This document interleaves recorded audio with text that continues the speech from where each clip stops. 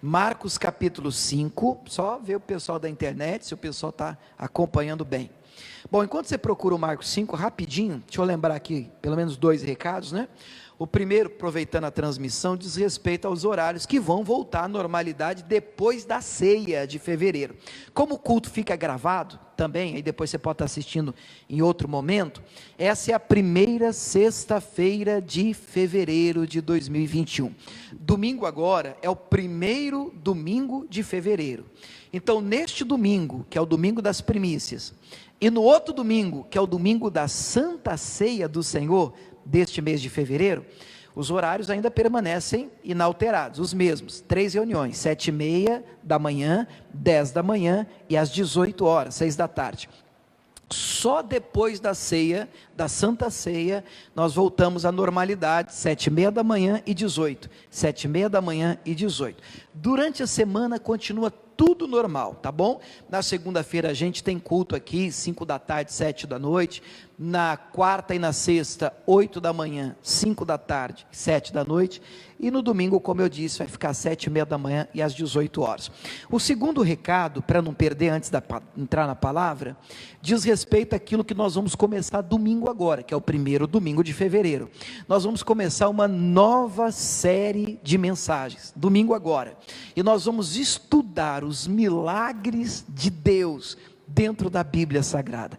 Eu creio que vai ser um tempo maravilhoso, eu creio que serão ministrações da parte do Senhor, do Espírito Santo, que nos farão crescer na fé. Você pode dizer glória a Deus, irmão? Porque nós vamos aprender de Deus, nós vamos aprender de milagre, e claro, que isso vai gerar em nós fé para milagres, afinal de contas a fé vem pelo ouvir, e ouvir pela palavra de Deus. Então domingo agora, nos 3 horários ainda, né? 7h30 da manhã, 10 da manhã e às 18 horas, nós começamos essa nova série de mensagem, milagres, e 7h30 da manhã, nós estamos transmitindo o culto também ao vivo. Você de casa está convidado, e aqueles que estão aqui, convidadíssimos para estar com a gente aqui presente, nesse domingo, vai ser bênção, em nome de Jesus. Marcos capítulo 5, vamos para a palavra de hoje, a partir do verso 21, Marcos capítulo 5, verso 21 em diante, diz assim: E passando Jesus outra vez num barco para o outro lado, ajuntou-se a ele uma grande multidão, e ele estava junto do mar. 22, e eis que chegou um dos principais da sinagoga, por nome Jairo, e vendo-o, prostrou-se aos seus pés. Importante a gente gravar quem era este homem. O nome dele, Jairo. Mas quem ele era? Ele era chefe, ele era principal, o texto diz, um dos principais da sinagoga. Então, pelo amor de Deus, guardadas as proporções, sinagoga era o lugar onde se ensinava a palavra, era uma espécie de igreja da época, não era uma igreja como hoje, pelo amor de Deus, mas guardados, repito aqui as proporções, é como se fosse, era um lugar onde a palavra era ministrada, e esse homem, ele era religioso, ele era um dos principais da sinagoga, ele tinha um cargo ali dentro, ele tinha, como diz bastante o pastor Carlos aqui na sede, ele tinha crachá, né? Ele tinha vaga, ele tinha posto, ele, sei lá, se ele era uma pessoa admirada, mas carga ele tinha, função ele tinha, atividade religiosa ele tinha, e ativismo religioso não quer dizer que a pessoa está bem com Deus, não, porque os religiosos daquela época que crucificaram Jesus, que perseguiram Jesus, que odiavam Jesus, porque para ele Jesus quebrava as leis, para ele o que Jesus, a maneira como Jesus vivia, a maneira como Cristo se comportava, confrontava a maneira dos religiosos viver. Jesus falando deles disse, olha, vocês devem ouvir o que eles dizem, mas não copiem eles não façam nada que eles fazem. Por quê? Porque o que eles falam, eles não vivem. Jesus os chamava de hipócritas. E o que é uma pessoa hipócrita? É uma pessoa duas caras, é um artista, é uma pessoa fingida, é uma pessoa que é uma coisa na sua frente e outra por detrás. Isso é hipocrisia. Ela fala para não fazer, mas ela mesma faz. E assim os religiosos viviam. Mas o texto, quando menciona Jairo como um dos principais da sinagoga, segue dizendo aqui no versículo de número 22, que ele alcança Jesus, vendo Jesus, ele prostrou-se aos seus pés. Irmãos, tem que ser uma coisa muito séria para um religioso como esse, do naipe do Jairo, deixar a vergonha, o orgulho e se prostrar diante de Jesus Cristo. Afinal de contas, isso acontece ao relento, ao vento. Está todo mundo vendo, está todo mundo de olho nele. O que era tão grave assim? Vamos ver? Por quê? Olha o 23. E rogava-lhe muito, dizendo: minha filha está moribunda, morrendo, acamada. Rogo-te que venhas e lhe imponhas as mãos, para que sare e viva. E aí eu aprendo o seguinte, irmãos: quando o problema é grave, e eu não estou falando, irmão, sabe, de uma unha encravada, eu estou falando de algo que dói na alma nossa, como por exemplo, o caso fala de um problema com a filha. Então ele tinha uma filha, 12 anos de idade, que estava morrendo. O problema é grave? É gravíssimo. E é interessante que quando é filho, quando é parente, quando é familiar, meu Deus do céu, mexe com a gente. Mas mexeu tanto com Jairo, que agora ele não quer saber do que os outros vão pensar. Ele não quer saber como é que vai ficar o nome dele no mundo religioso da época, o que os demais da sinagoga pensariam, o que os outros que frequentam a igreja vão dizer.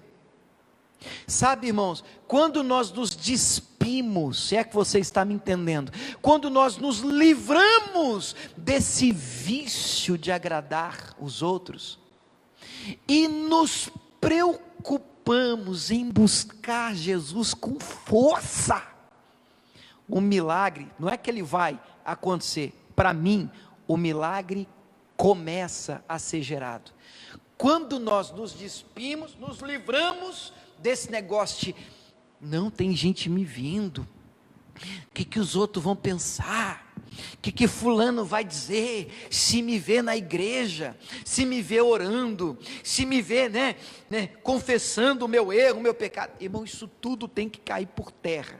Isso é o orgulho humano, isso é carne. Quando nós nos livramos disso, e normalmente isso só acontece quando enfrentamos um momento muito difícil, que alguns chamam de fundo de poço.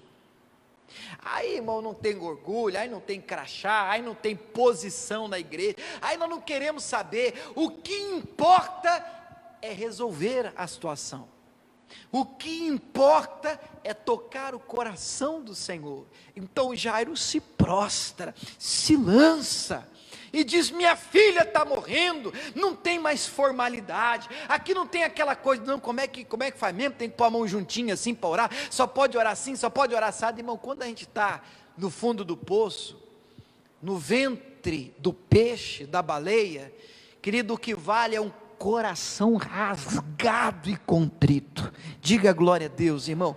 O que vale é você rasgar a alma diante de Deus. Deus, eu preciso, é um filho, é uma filha, é o meu casamento, minha vida financeira, é a minha vida, meu Deus, eu preciso de ajuda. E o Senhor diz no Antigo Testamento, que aqueles que buscam ao Senhor de todo o coração encontram, não é assim? Buscar-me-eis e me achareis, quando me buscardes de todo o coração. E quando é que normalmente isso acontece? Quando precisamos tanto, precisamos mais do que nos importamos com o nosso nome, com o orgulho que temos. Ele rasga o coração, faz o pedido, e Jesus atende. Olha o versículo seguinte, o versículo 24, começa dizendo que Jesus foi com ele. Diga glória a Deus, irmão. Ei, Jesus, hein? E eu estou em oração, eu quero que, mesmo durante este culto, e na hora que terminar, eu te der aqui, tchau, vai com Deus, na hora que você cruzar essa porta aí, que Jesus vá com você, querido, que Jesus vá com você, para resolver os problemas que precisam ser resolvidos, aqueles problemas que estão te abatendo, tirando a tua paz, tirando o teu sossego, estão estremecendo seu coração, pode ser um filho, uma filha, um casamento, seja o que for, se Jesus for com você, sair daqui, caminhar com você para sua casa, puxa vida, você pode ter certeza que o milagre vai acontecer em nome do Senhor, amém? Mas foi também uma multidão. Então Jesus foi com ele e uma multidão foi seguindo. E aí no versículo 25 começa um outro milagre, uma outra história. Eu não vou me aprofundar nessa, mas vocês devem lembrar. Vamos ler o 25 só? Olha só. E certa mulher que havia 12 anos tinha um fluxo de sangue.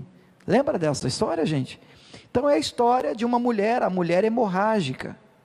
Você tem que entender que esta história se passa dentro de uma outra história maior, que é a do Jairo. Então Jairo fez um pedido primeiro. Jesus, vamos lá em casa, minha filha está morrendo. E Jesus foi com ele. E uma multidão seguindo Jesus, porque onde Jesus ia, uma multidão ia atrás, de pessoas sedentas e necessitadas. E no meio daquela multidão aparece uma mulher com uma hemorragia, sangrando, muitos anos. O texto fala, no versículo de número, nós lemos o 25 ao 26, havia padecido com muitos médicos, despendido, gastado tudo quanto tinha, nada lhe aproveitando isso, antes indo a pior, ouvindo falar dele, veio por detrás, entre a multidão, tocou na sua veste, porque dizia, se tão somente tocar nas suas vestes, sararei. Essa mulher vem no meio da turma, da multidão, e ela não podia, porque com fluxo, uma hemorragia, ela era tida como imunda, mas ela toca ali, vai entrando no meio da multidão, até alcançar a barra do manto de Jesus, a orla do seu manto, e ela toca, só na roupa. Na hora que ela toca, Jesus para e diz, alguém tocou em mim. Tem até um outro evangelho que os discípulos, ele explica que os discípulos, mas a multidão te aperta, te comprime, e aí só pode escolher a rodo aqui, ó, isso aqui tocou, isso aqui tocou, isso aqui tocou, Jesus, quem tocou em mim? Não, vocês não estão entendendo, eu senti que de mim saiu virtude, saiu poder, quem tocou em mim? E aí viu que não tinha jeito de se esconder, a mulher que tinha um fluxo de sangue, ela levanta a mão e conta o testemunho dela. Mas gente, tudo isso está acontecendo, e o nosso Jairo, ó, Senhor, minha filha está morrendo, o senhor esqueceu de mim? E às vezes a sensação que temos em alguns momentos e fases da nossa vida é exatamente essa. Parece que o Senhor está abençoando só os outros. Parece que Jesus Cristo está curando apenas os outros, prosperando os outros, estendendo as mãos para os outros. E nós que pedimos, e nós que temos a promessa dele, ele disse que iria fazer, ele disse que iria conosco, ele disse que iria em casa, ele disse que iria pôr a mão na minha filha, e agora está aí, essa mulher está curada, amém, mas e eu? E aí para piorar, pula para o versículo de número 35, e na verdade, irmão, a mensagem mesmo, ela começa no 35, e eu tenho um recado de Deus para você, eu estou falando isso com ousadia, eu não tenho dúvida disso. Deus te trouxe aqui para você ouvir isso aqui, presta muita atenção, 35, estando ele ainda falando, chegaram alguns do principal da sinagoga, tudo da sinagoga, gente, a quem disseram, olha o que disseram para o Jairo, a tua filha está morta, para que enfadas mais o mestre? Então ele está no meio daquela multidão, o coração dele está na mão, porque Jesus está demorando, e está abençoando os outros e parece ter esquecido dele. Aí chega alguém que também frequentava a religião da época, a sinagoga, e fala assim: Jairo, ô Jairo, ó, nem adianta mais, deixa para lá, você nem precisa mais de Jesus, porque não tem mais jeito. Como se Jesus fosse só para resolver problema nosso, né, pessoal? E tem gente que vê Jesus assim: ah não, se eu estou com um problema, eu preciso de Jesus, mas se não tem mais problema, não preciso mais não. Estou até me lembrando de um irmão que, em outro lugar que eu pastoreei, eu encontrei ele no mercado, fazendo compra, né? Aí ele me viu empurrando o carrinho, foi até engraçado. Ele falou para mim: ô pastor, você faz compra também? Eu falei: claro que eu faço compra também, né? A gente come também, igual você come, querido. Nós fazemos compra no mercado também. Mas faz tempo que eu não estou te vendo, rapaz. Você está bem, pastor? Até esqueci de te contar. Pastor, mas eu estou tão bem. Pastor, mas Deus tem sido tão bom comigo. Pastor, mas eu estou tão bem que eu nem preciso mais ir na igreja. Ele não falou isso de maldade, ele realmente acreditava que igreja era um lugar onde você ia quando o negócio apertava. Mas isso não é verdade. Nós precisamos manter um relacionamento com Deus diário. Você pode dizer amém por isso? Nós subimos à casa do Senhor para adorá-lo, para receber dele, para sermos instruídos, para sermos fortalecidos na fé. E é verdade, tem dia que a coisa aperta, tem dia que surge luta, tem dia que surge problema, ele é socorro bem presente na hora da angústia. Mas nós não servimos o Senhor só por causa dos dias de angústia, amém ou não amém, irmãos? Todos os dias nós servimos o Senhor.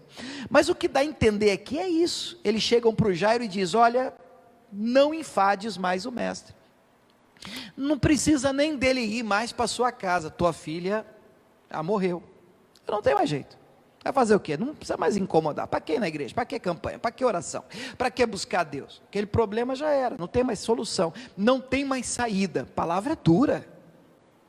Você ouvir que a sua filha está morta é de rasgar o coração. E aí vem o ponto de hoje, versículo 36, e Jesus, tendo ouvido estas palavras, disse ao principal da sinagoga: não temas, crê somente. Então aí vem um recado para você hoje. Eu queria que você prestasse muita atenção no que eu vou te falar.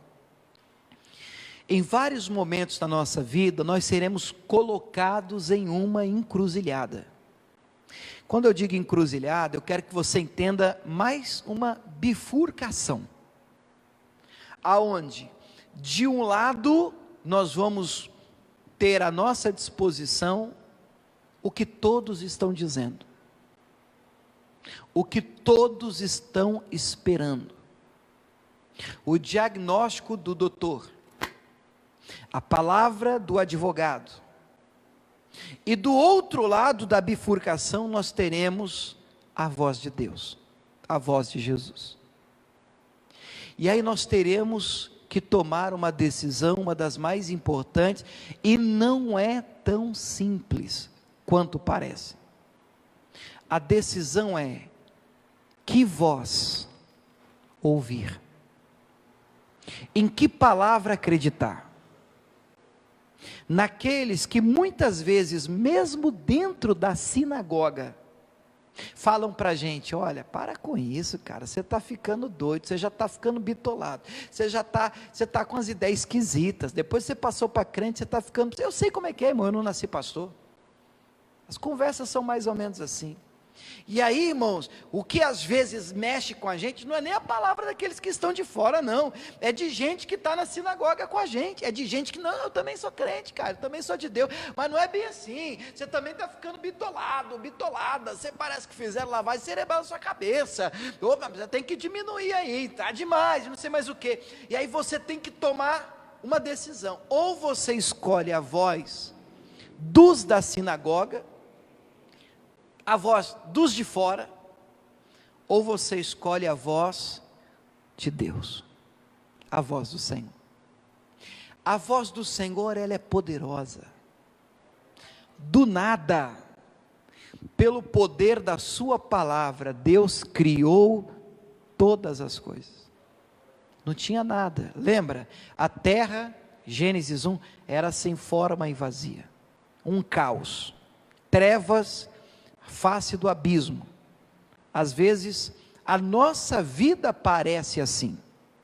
Mas, disse Deus, haja luz, e houve luz.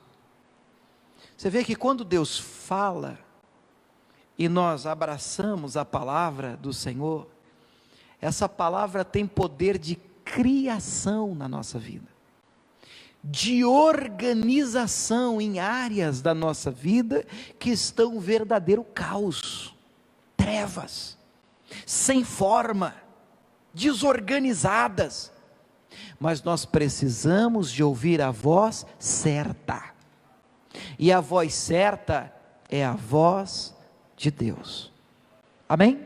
De novo, a voz certa é a voz de Deus. Um dos principais da sinagoga: Jairo, não incomoda mais o mestre, não tem mais jeito, tua filha está morta. Jesus ouviu, disse: ô Jairo, não temas, crê somente.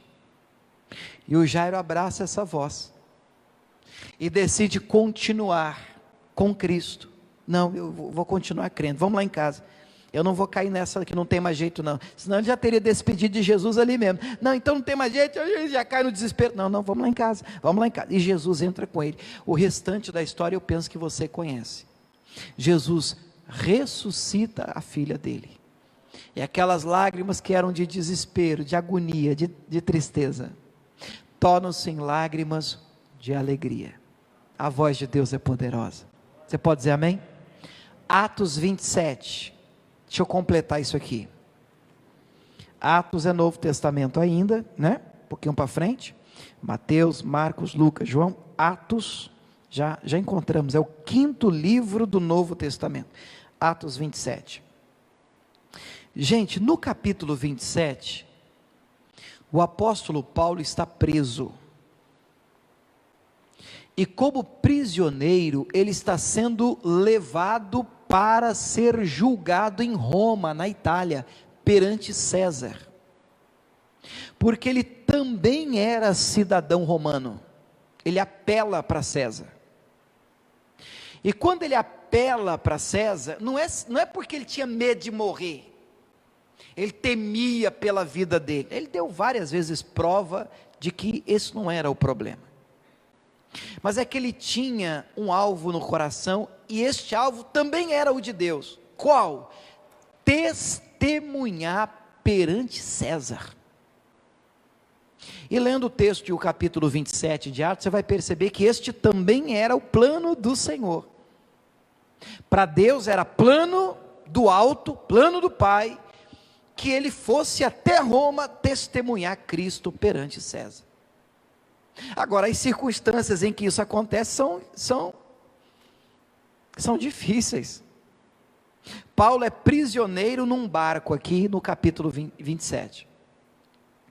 E nesta viagem em direção à Itália, a Roma, uma tempestade absurda alcança o barco de Paulo e dos demais. Paulo é um prisioneiro.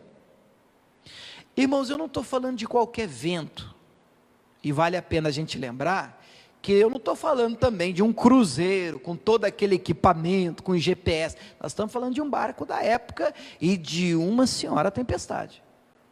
Irmão, o negócio foi tão sério, que eu quero ler com vocês o versículo de número 20, Atos 27, versículo 20, vê se você já enfrentou uma tempestade dessa na sua vida, que te deixou assim, olha só: e não aparecendo havia já muitos dias, nem sol, nem estrelas, e caindo sobre nós uma não pequena tempestade. Qual foi o resultado? Fugiu-nos toda a esperança de nos salvarmos. Algumas lições aqui nesse versículo.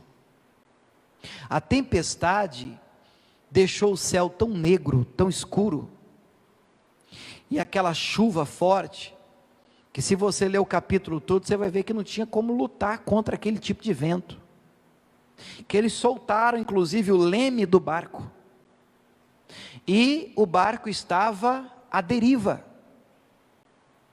e já não tinha há muitos dias nem o sol, eles não viam sol, e eles não viam também estrelas. Por que que a Bíblia cita isso? Porque não tinha GPS. Como é que aqueles que navegavam antigamente se situavam? Pelos astros, pelo céu, pelo sol, pelas estrelas de noite. Aí que eles conseguiam ter ideia de onde eles estavam e para onde eles tinham que ir. Agora, e se você não vê estrela? E se você não vê sol? Você está perdido. Você está sem direção. Tudo escuro. Fala sério. Se você for sincero contigo mesmo, você já deve ter enfrentado algumas tempestades assim na sua vida, que você diz: para onde eu vou? O que eu faço? Vocês estão entendendo, pessoal? Sem direção, perdido. Não aparece uma saída. Não desaponta uma luz no fim do túnel, nada, está tudo escuro. E como resultado, o final do versículo diz que a esperança de salvação fugiu, sumiu, foi embora.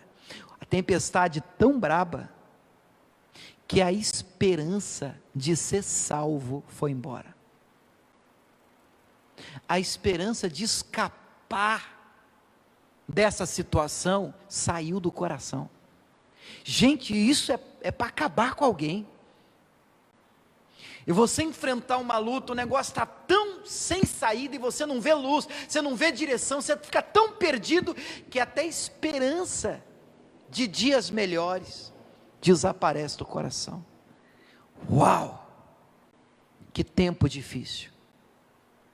Aí você diz: puxa, pastor, mas Deus não queria que ele fosse apresentado a César? Sim. Mas não era plano de Deus que ele chegasse em Roma, na Itália? Sim. Mas isso é para a gente aprender que não é porque você está na direção certa que sempre vai ser moleza.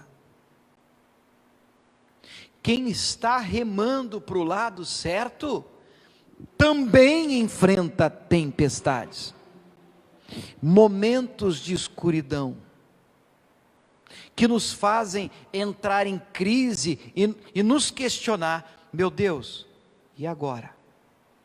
Será que eu estou no caminho certo? Ficou escuro, está faltando uma luz.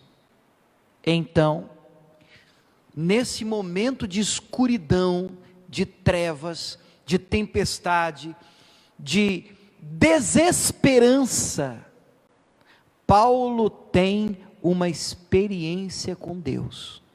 Quero falar com você sobre isso. O versículo de número 21 diz assim: havendo já muito que não se comia, então Paulo, pondo-se em pé no meio deles, disse: fora na verdade razoável, ó varões, ter-me ouvido a mim e não partir de Creta, e assim evitariam este incômodo e essa perdição. Isso é verdade, irmãos. Paulo tinha avisado. E aqui eu aprendo que muita coisa que a gente passa na nossa vida, eu não disse todas, eu disse muita coisa, poderia ter sido evitado, se nós ouvíssemos mais o Senhor, nos aproximássemos mais do Senhor. Mas tem uma frase aí fora, pelo amor de Deus, não vai dizer que eu falei que está na Bíblia, não está na Bíblia, é um ditado popular aí fora, que diz assim: não adianta chorar o leite derramado. O que isso quer dizer, esse ditado? Que o que passou não resolve você agora ficar agoniado pelo que já foi. Então Paulo está dizendo: olha gente, era melhor não ter partido, né? Se tivesse me ouvido, eu avisei. Já viu aquela frase? Já avisei, eu avisei. tivesse me ouvido, a gente teria evitado esse incômodo e essa perdição. Mas, como não adianta mais ficar chorando, olha o 22, mas agora, porque o que importa? É agora. É verdade que se você parar para conversar com algumas pessoas, e eu parar para conversar com muitos, aqui, quem sabe, alguns vão dizer, é verdade, pastor, eu não devia ter tomado essa decisão, eu não devia ter fechado aquele negócio, eu não devia ter feito esse tipo de aliança, eu não devia, mas agora, porque o importante é agora, daqui para frente, e agora, como é que vai ficar? Mas agora, vos admoesto, a que tenhais bom ânimo no meio dessa luta, desse tempo fechado, dessa escuridão, dessa falta de luz, de estrelas, de sol, essa desesperança. Sim, bom ânimo. Por que bom ânimo? Porque não se perderá a vida de nenhum de vós, mas somente o navio. Ninguém vai se perder. Não é uma boa notícia? De onde é que vem essa convicção, Paulo? 23. Preste atenção agora.